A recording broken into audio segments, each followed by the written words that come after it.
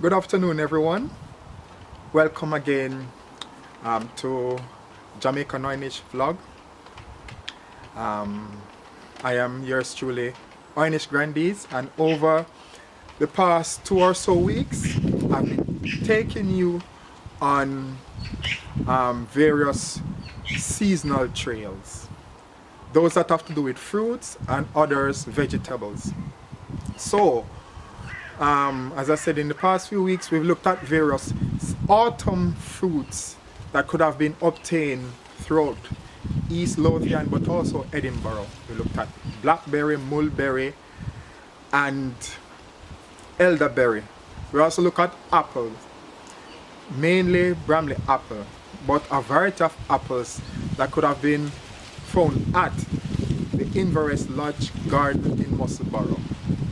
Now, as promised, these products were to be used to make Oy'Nissh, the marinade, which is called Oynafied, and the sauce, which is called Oy'Nissh.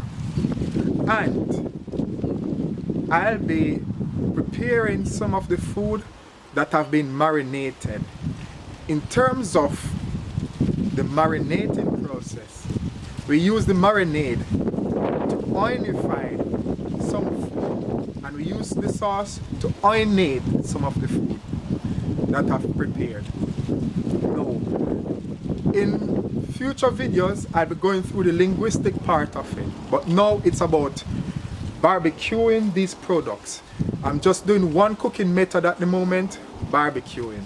I'll be going through different cuts of the chicken and how it works. But remember, this is about Oy'Nissh, how things will be brought into season. So I've got a selection of chicken products that I'll be showing you and how they've been brought into season with the various sauces and marinades. Then I'll be putting it on the grill to barbecue, and then we'll look at the finished result. Also, I'll be making available the recipes for them online. So continue to journey with me, because now we're going into the cooking phase of Oy'Nissh, the brand.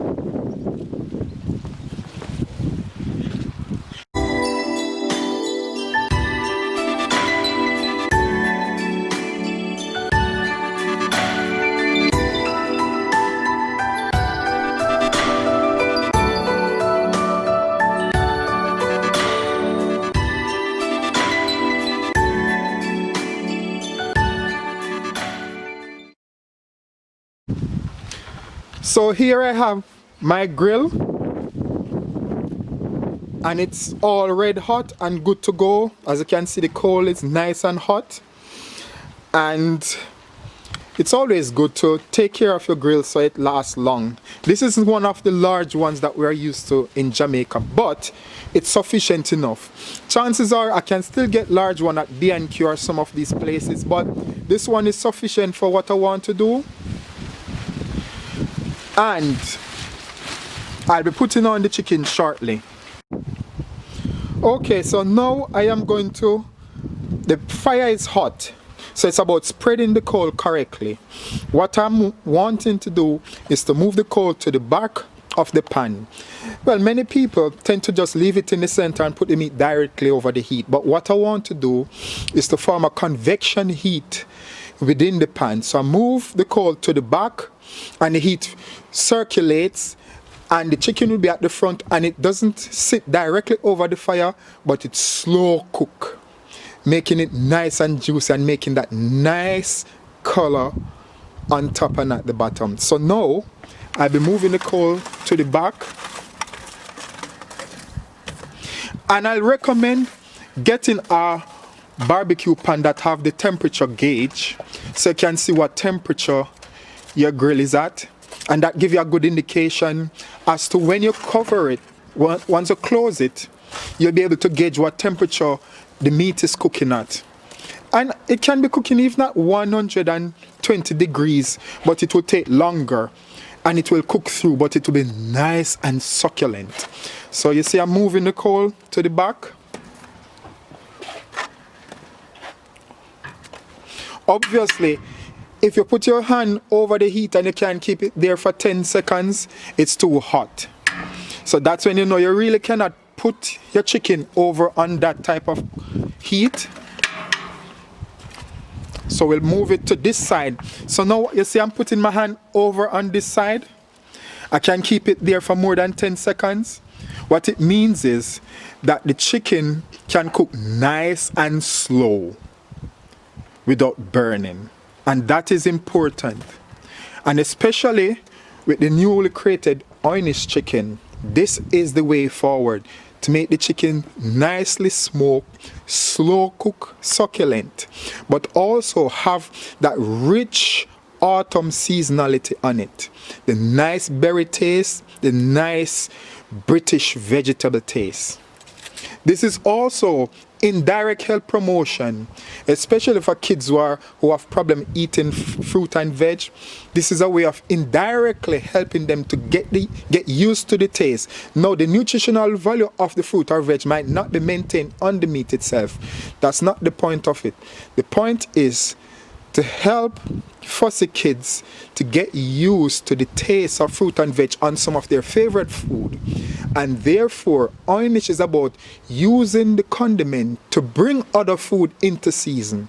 Like we've got our beetroot chicken breast, spinach chicken breast, they have now been brought into the season of autumn because in Britain, beetroot, spinach is in season, peppers is in season, blackberry, mulberry, elderberry in season, and they now bring the chicken into the season of autumn. So now the fire is ready. It's about putting on the grill top. There we go. Nice and safe. Always take care of your grill, and your grill will provide nice tasty meals for you. So I always clean my grill once I finish with it, and even before I use, just to double check that everything is nice, because I want my food to be perfect. So that's that. Now I'm going to get ready to put the meat on. Let me see. Right, here are our chicken parts. As you can see, they've got different color. I'll be giving the name shortly.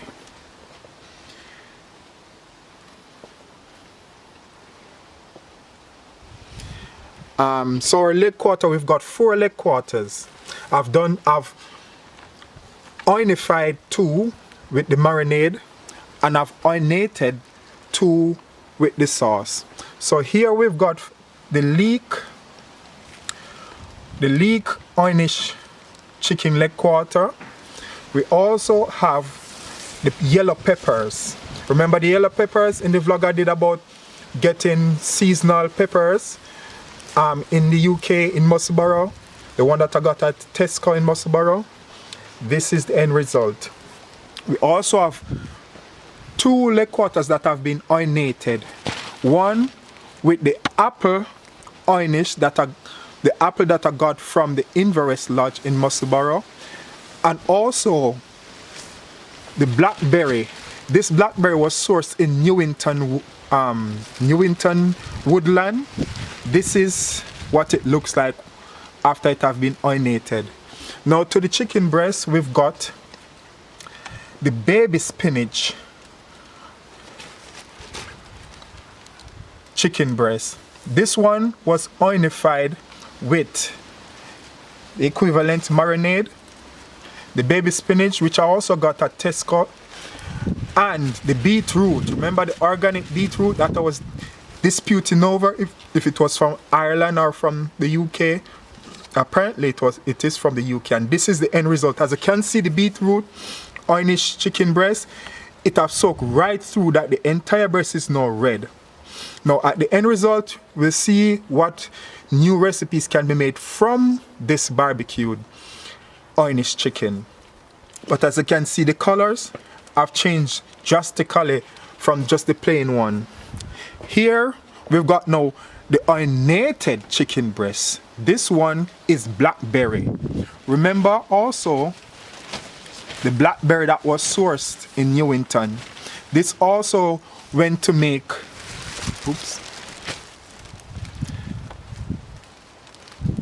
sauce, and this is the chicken breast for it, and the mulberry, the famous mulberry, or the red gem I call it, or mull, sourced from the Inverse Lodge garden.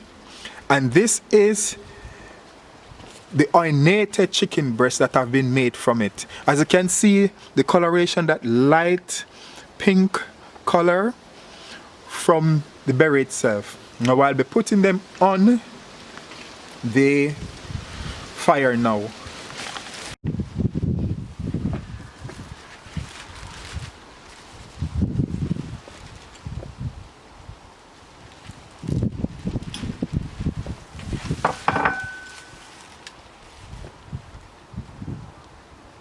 So as you can see, it's not over the heat. And it sounds silly that, okay, you're supposed to put it over the heat. That's not the point. The point is, once it's closed, the entire pan will be hot.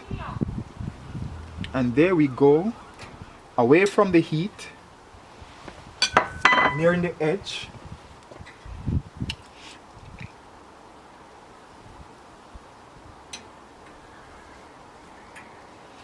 Now, I've got two types of chicken breasts. One will cook before the other. You've got the one that have been butterflied.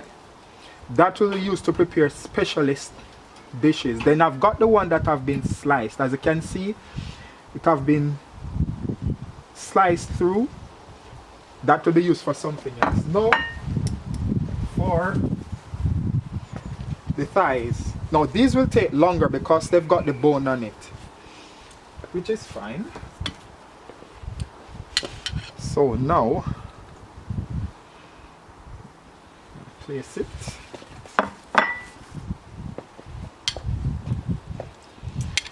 Place our Oynified chicken first. You remember Oynified mean that it have been marinated with the marinade.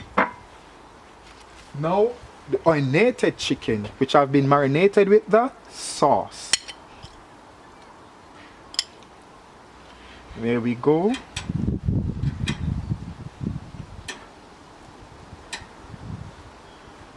Remember this, the idea of cooking using barbecue in this context is to cook the meat slow, very slow. And the result is at the end, even the inner part of the chicken will look pink. And it is tricky because then it can be deceivingly, it could be a deceiving look, thinking that, okay, it's pink inside, that means the meat isn't cooked. That's not the catch. The catch is, it's cooked so slowly that the meat isn't fully disturbed. It's still cooked, but it isn't disturbed. This is what happened when people cook underground. This is tradition in Jamaica back in the days of the slave trade, when they used to cook pork underground. It used to cook slow, very slow. This is still done in India and in Fiji, where they cook entire meat in the ground, and it cooks slowly and succulent, but the meat is pink. But to ensure that everything is well cooked, you need a temperature, a thermometer, a thermometer probe, to ensure that it's at least 75 degrees. Now I'm going to close it down. As you can see, it's nicely laid out, and it's not over the heat, it's nearing the edge. Now I'll close it down.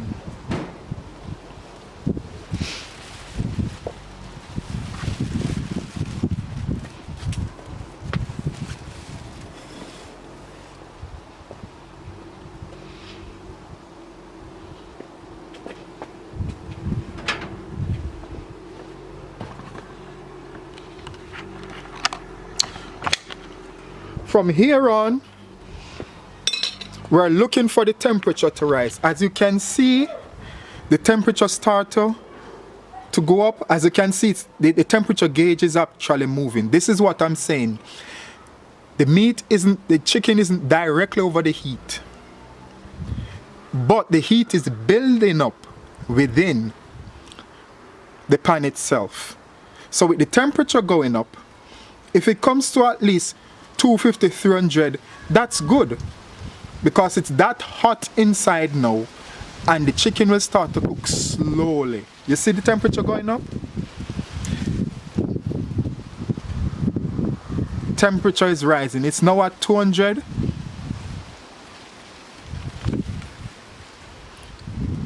Degrees Fahrenheit, which is about approximately 100 degrees Celsius. As you can see, the temperature gauge is now at 170 degrees. No, 100 degrees Celsius. If it reach 150 degrees Celsius, that's a plus. So it's still going up, and I leave it and time it.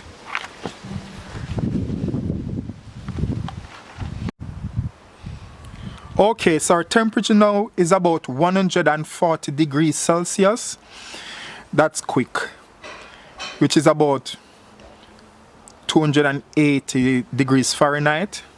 So you can see it's in a within the right temperature zone to cook.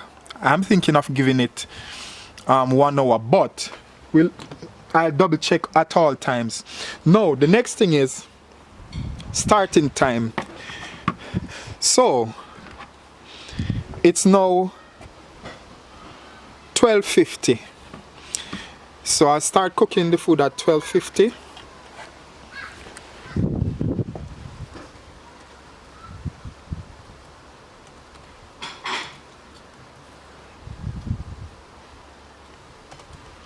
Now what I do is, and this is important, it's one thing to be cooking, but it's another thing to be recording to ensure health and safety. So I have my own kitchen rules, and my kitchen is called Pivaxen. So I draw up my kitchen rule to ensure that the storing temperature before I cook it was at 3 degrees Celsius, and that's the cooling temperature for most goods, up to 4 degrees for safety. And the starting point, I start cooking the meat at 12:50. So I'll be putting in 12:50 here, 12:50. And I source my chicken from Marks and Spencer's. So everything I do to keep up to date with how I source my food, or I store it, or I cook it, etc. This is good practice to ensure that there's safety. But remember also, I was telling about the temperature check. It's good to have a probe, food probe. Check that it's working. So it's at 17 degrees, 17.2 degrees. That I'll use to probe the meat to ensure it's cooked properly. And I also have wipe. So not only am I recording the temperature, the time I start cooking and the time I'll finish cook it, the temperature, but also I've got the sanitizing measure.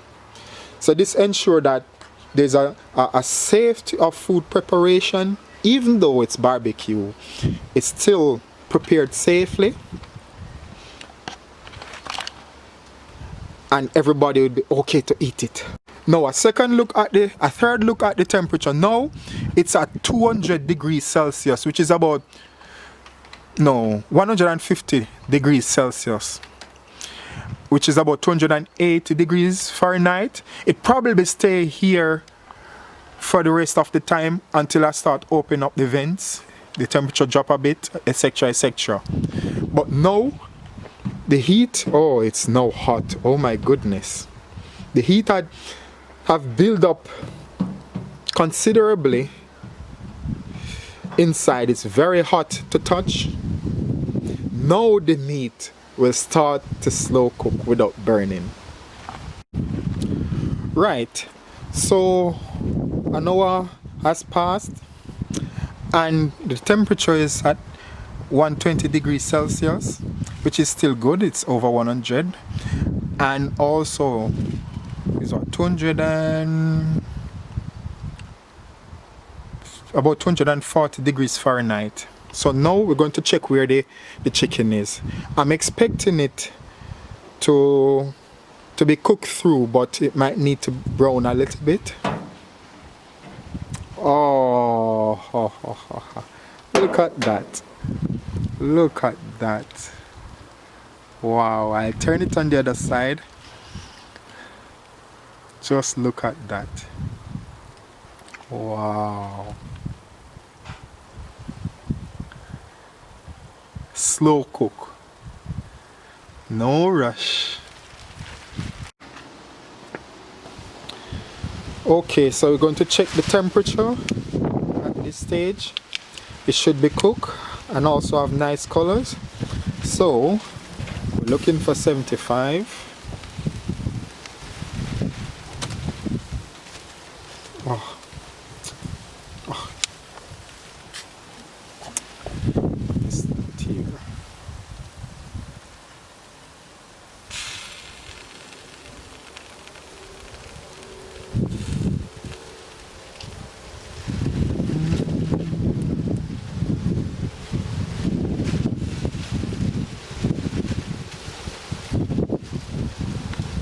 So we get in there. That's good. So I need to shift the fire a little bit. There we go. Looking good.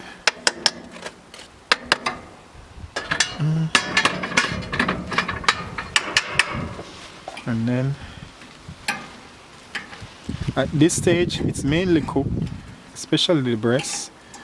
So I'm going to brown it a little bit.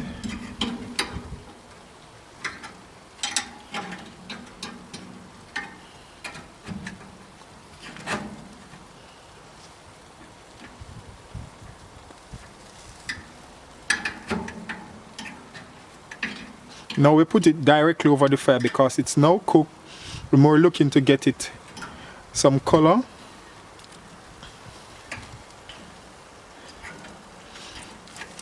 It won't be taking much longer. As you can see, it's nice and brown. So wanting to get some nice colors now. The chicken breast will be finished before. So now we put it directly over the heat to catch the color. As you can see how nice and how beautiful the colors are. Beautiful. We'll make sure get this some color too. So we close it down again.